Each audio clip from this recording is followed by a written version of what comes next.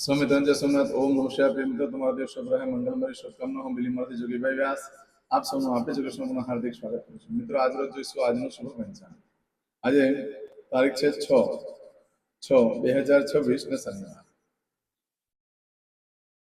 જેઠ વદ છઠ તિથિ છે આજે આજે પંચક સાંજે 7:05 થી શરૂ થાય છે આજે છત્રપતિ શિવાજી મહારાજને રાજ્યાભિષેકનો દિવસ ગણવામાં આવે છે આજે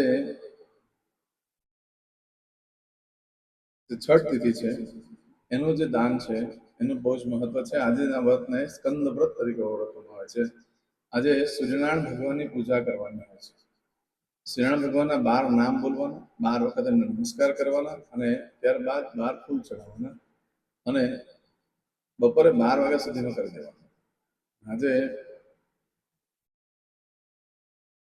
ઘીનો હોમ કરવાનો હોય છે આહુતિ આપવાનું પણ બહુ જ મહત્વ છે વૈદૃત યોગ છે ઘીની આહુતિ કદાચ ન આપી શકો તો ઘીનો દીવો કરી દેવાનો દેવસ્થાનમાં અને ભગવાનને પ્રાર્થના કરવાની કે અમારા પાપમાંથી મુક્ત કરો આજનો દિવસ ઘણો શુભ છે આજે સવારે 10:05 પછી સંપૂર્ણ દાન પણ કરી શકો છો કાસાની વાડકીમાં તમારે માલપુડા બનાવવાના એની પર બીજી વાડકી નાખી અને 27 વખત દોરો વીંટાળી દેવાનો ઇન્દ્રકે ગુપ્ત દક્ષિણા પણ મૂકી દેવાની અને મહાદેવના મંદિર જે મહાદેવના સાનિધ્યમાં જઈ પ્રાર્થના કરીને ભગવાનને અર્પણ કરી દેવાનું હોય છે આજે તમારે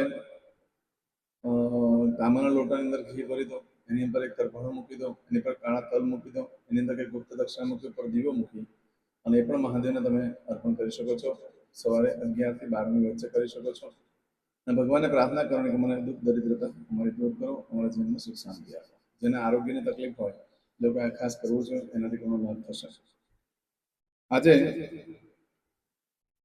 વિશેષ દાનોનું બહુ મહત્વ છે અને દાન વગેરે તમે કરી શકો છો વૈદૃત યોગ છે માટે ઘણો સરસ દિવસ છે દાન પૂર્ણ કરવા માટે પાપમાંથી મુક્ત થવા માટે આજે જોઈશું આજનો શુભ પંચાંગ આજે બાળકનો જન્મ થાય છે એની તિથિ ગણાય છે છઠ તિથિ આજે મળસ્કે 1:21 શરૂ થઈ આવતીકાલે મળસ્કે 2:42 પૂર્ણ થઈ જાય છે આજે બાળકનો જન્મ થાય છે નક્ષત્ર ગણાય છે શ્રવણ આ શ્રવણ નક્ષત્ર આજે સવારે 6:04 પૂર્ણ થઈ જાય ને ત્યાર પછી જે બાળકનો જન્મ થાય એનું ધનિષ્ઠા નક્ષત્ર ગણાશે આજે જે બાળકનો જન્મ થાય છે ને યોગ ગણાય છે ઇન્દ્ર યોગ આજે સવારે 10:05 પૂર્ણ થઈ જાય અને ત્યાર પછી જે બાળકનો જન્મ થાય ને વૈદૃત યોગ ગણાય છે વૈદૃત યોગમાં જે બાળકનો જન્મ થાય એની ચોક્કસ પૂજા વિધિ કરી લેવી આજે સવારે 10:05 પછી દાન પુણ્યનું પણ બહુ જ મહત્વ છે આજે જે બાળકનો જન્મ થાય છે એનું કરણ ગણાય છે ઘર કરણ આજે બપોરે 2:05 પૂર્ણ થઈ જાય ને ત્યાર પછી જે બાળકનો જન્મ થાય એનું વણિજ કરણ ગણાશે આજે જે બાળકનો જન્મ થાય છે એની રાશિ ગણાય છે મકર રાશિ નક્ષત્ર આવે છે અને જે મકર રાશિનો સ્વામી શનિ ગણાય છે મિત્રો આ મકર રાશિ આજે આખા દેશમાં કોઈ પણ બાળકનો જન્મ થાય એ બધાની રાશિ મકર ગણાશે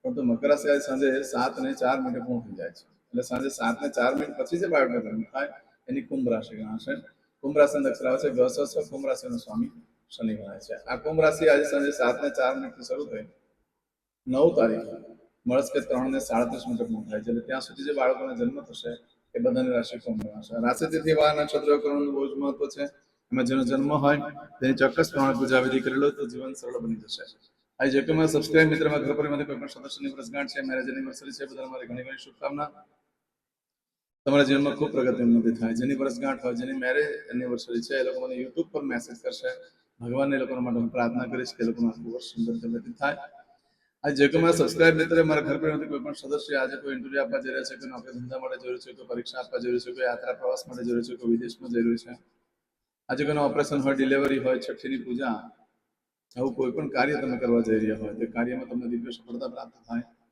એના માટે આપણી જોગેસ્ટ ચેનલ પર જઈ પ્લે લિસ્ટમાં જઈ વારનું શુકન જોઈને નીકળો એ કાર્ય કરવા માટે સારી સફળતા મળી શકશે એમાં આજે શનિવાર છે તો ઘરેથી નીકળો તો વડીલ વૃદ્ધ વ્યક્તિને વંદન કરીને નીકળો ભગવાનને વંદન કરો ભગવાનને પ્રાર્થના કરવાની કે મારા કાર્યમાં મારી સાથે રહેજો આજના દિવસે ભિક્ષુકને ભોજન કરવાનું બહુ જ મહત્વ છે એમ પણ અધિક માસ ચાલે છે અધિકસ્ય અધિકમ ફલમ આજે કરોડ દાન 100 ગણું ફળ પ્રાપ્ત કરાવતું હોય છે માટે ભિક્ષુકને ખાસ ભોજન કરાવો ભિક્ષુકને દાન કરો દવા વગેરે લઈ આપો એનાથી પણ ઘણો લાભ થશે તમને આજે કોઈ પણ કાર્ય કરવા માંગો છો તેના માટે પણ એક ચોક્કસ શુભ સમય છે આપણે જોઈ લઈએ આજે સવારે 7 થી 9 વાગ્યા સુધીનો 7:30 થી 9 વાગ્યા સુધીનો સમય શુભ રહેશે બપોરે 12 થી સાંજે 4:30 વાગ્યા સુધીનો સમય શુભ રહેશે સાંજે 6 થી સાંજે 7:30 વાગ્યા સુધીનો સમય શુભ રહેશે રાત્રે 9 થી આવતીકાલે મળસ્કે 1:30 સુધીનો સમય શુભ રહેશે આવતીકાલે સવારે 4:30 થી સવારે 6 વાગ્યા સુધીનો સમય શુભ રહેશે. આ સમયગાળા દરમિયાન તમે કોઈ પણ કાર્ય કરશો તો કાર્યમાં દિવ્ય સફળતા પ્રાપ્ત થઈ શકે છે. પરંતુ મિત્રો અત્યારે તો અધિક માસ ચાલે છે એટલે કોઈ કામ કરી શકાય એમ નથી. પણ અનિવાર્ય સંજોગોમાં કરવું હોય તો આપણે ચોક્કસ સૂચનો પર જઈ પ્લે લિસ્ટમાં જઈને સૂચન કરીને કરી શકો છો. આજે કરશો આજનો સંકલ્પ. ચમચીમાં પાણી લઈ લો. અદ્યતન માસનમાં સપ્તમ પરમ પવિત્ર જ્યેષ્ઠ અધિક માસે શુભે કૃષ્ણ પક્ષે ષષ્ટમીયાયામ મંદવાસન વિત્તાયામ તમે જે ભગવાનની પૂજા કરો છો એનું નામ લખીને મોકલી દો. ભગવાને તમારા માટે પ્રાર્થના કરીશ. આપણે યજ્ઞ રાખ્યો છે આવતા મહિનામાં, એમાં પણ ખાસ બધા છે. હવે દરેક જણા પોતાનું સાચું નામ બોલી દો. તમારું ગોત્ર ખબર હોય તો ગોત્ર બોલી દેવાનું.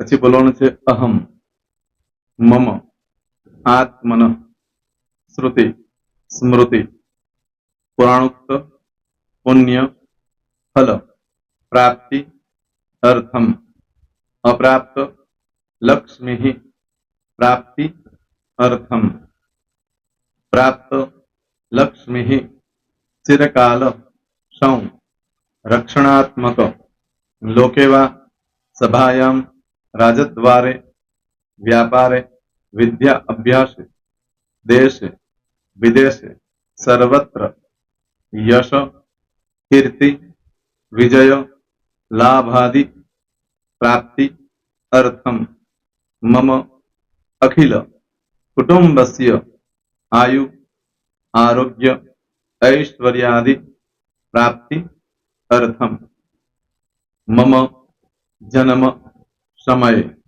तथा च विप्र वृंदानां जन्म समय जन्म कुंडली मध्ये स्थित ग्रहः गोचर ग्रहः महादशा अंतर्दशा प्रत्यंतर्दशा तथा च योग युति दृष्टि मध्ये शुभ फल प्राप्ति अर्थम भय रोग शत्रु बाधा दोष मारण तारण मंत्र तंत्र अरिष्ट दोष पीड़ा निवृत्ति अर्थम भूत प्रेत पिशाचादि द्वारा रचित अरिष्ट दोष निवृत्ति अर्थम मम सकल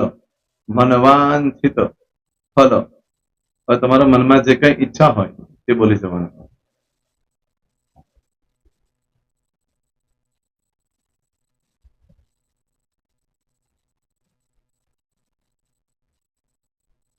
बोलવાનું अनुसारत सकल मनवांछित फल प्राप्ति अर्थम.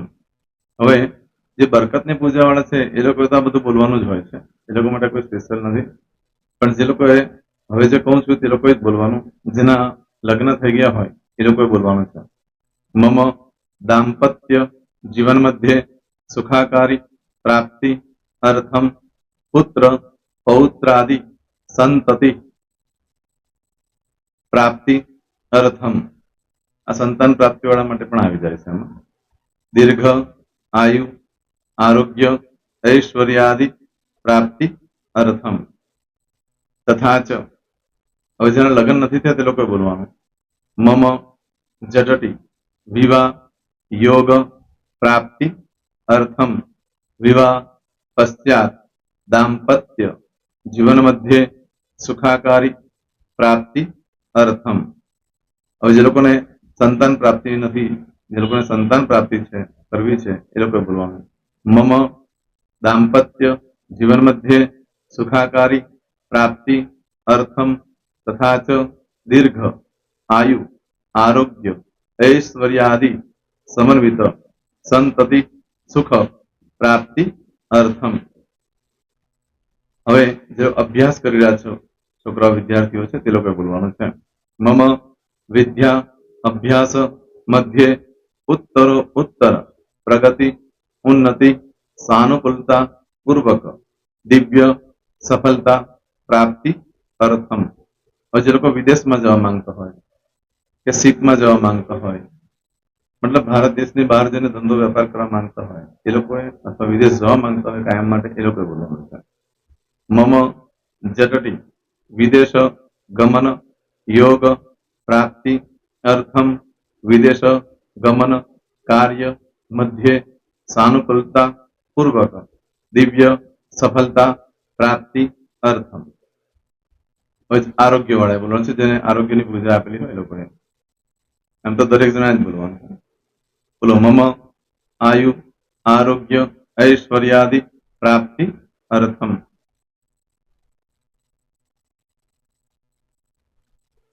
હવે દરેક જણા બોલવાનું. સકલ મનવાંછિત ફલ પ્રાપ્તિ અર્થમ અદ્ય દિને પ્રધાન દેવતાનામ નિત્ય દિન અનુસાર્થ પૂજન અર્ચન કર્મણિ અહમ કરીશ્યે. પાણીવાળી થાળીમાં પાણી મૂકી દેવાનું છે. હવે તમારી બધી પૂજા જે મેં આપેલી છે એ પૂજા થઈ જાય અથવા તો તમે રોજ પૂજા કરતા છો મારી પાસેથી નથી લઈ ગયા એ પૂજા થઈ જાય પછી ફરી પાછી ચમચીમાં પાણી લેવાનું. અહીંયા વિડીયોને સ્ટોપ કરી દેવાનું. પૂજા પતે એટલે પાછું આગળનું કરવાનું છે. અહીંયા વિડીયો સ્ટોપ કરી દેવાનું અને પૂજા પતે એટલે બોલવાનું છે વિષ્ણવે વિષ્ણવે વિષ્ણવે નમો નમઃ વિષ્ણુ સ્મરણા સર્વમ પરિપૂર્ણ અસ્તુ. એતાની ગંધ પુષ્પ ધૂપ દીપ નૈવેદ્ય તામ્ર દક્ષિણા પ્રદક્ષિણા સહિત ઋણુ મમ સકલ મનવાંછિત ફલ પ્રાપ્તિ અર્થમ પૂજન અર્ચન પ્રિયતાન નમમ. પાણી મૂકી દેવાનું, પાછું પાણી લેવાનું. પૂજન અર્ચન બ્રહ્માર્પણમસ્તુ. નીચે જમીન પર પાણી મૂકવું. એમાં આંગળી ઘસી કપાળમાં તિલક કરી દો. કપાળમાં જમીન પર પાણી મૂકવું છે એમાં. ત્યાર પછી ભગવાનને કહેવાનું કે હે પ્રભુ આજે પૂજા કરતા કઈ પણ પ્રકારની ભૂલચૂક થઈ ગઈ હોય તમને ક્ષમા કરજો. અમે તમારા બાળક છીએ. પ્રભુ તમારો ખૂબ આભાર માનું છું. આજે મારી પાસે તમારી પૂજા કરાવી, મારી મનોકામના પૂર્ણ કરી. પ્રાર્થના કરી દો. જગ્યા પરથી ઉભા થઈ શ્રીનારાયણ ભગવાનને પાણી ચડાવી દો. નિત્ય કર્મ જે કરતા હોય તે. જય શ્રી. તમારો દિવસ શુભ રહે. તમે અને તમારો પરિવાર સુખી રહે, સંપન્ન રહે, સુરક્ષિત રહે એ ભગવાન સોમનાથ દાદાને પ્રાર્થના. તો મિત્રો તમે મારા વિડીયોને લાઈક ના આપી હોય તો સૌથી પહેલા લાઈક આપી દો અને ત્યાર પછી જો તમે મારી આ ચેનલ સબસ્ક્રાઇબ ન કરી હોય તો સૌથી પહેલા સબસ્ક્રાઇબ કરી લો અને બેલ આઇકોન ઓલ પર ક્લિક કરવાનું ભૂલશો નહીં જેથી કરીને સૌથી પહેલા નવી વિડીયો જે કંઈ મૂકું એ તમને મળે. મિત્રો કંઈ પણ મૂંઝવણ હોય તો મને આ નંબર પર તમે ફોન કરીને પૂછી શકો છો. મારો મોબાઈલ નંબર છે 9825546459. મિત્રો કોમેન્ટ્સમાં જય સોમનાથ લખવાનું ભૂલશો નહીં. ફરી પાછા નવા વિડીયો સાથે મળીએ. ત્યાં સુધી સૌને જય સોમનાથ.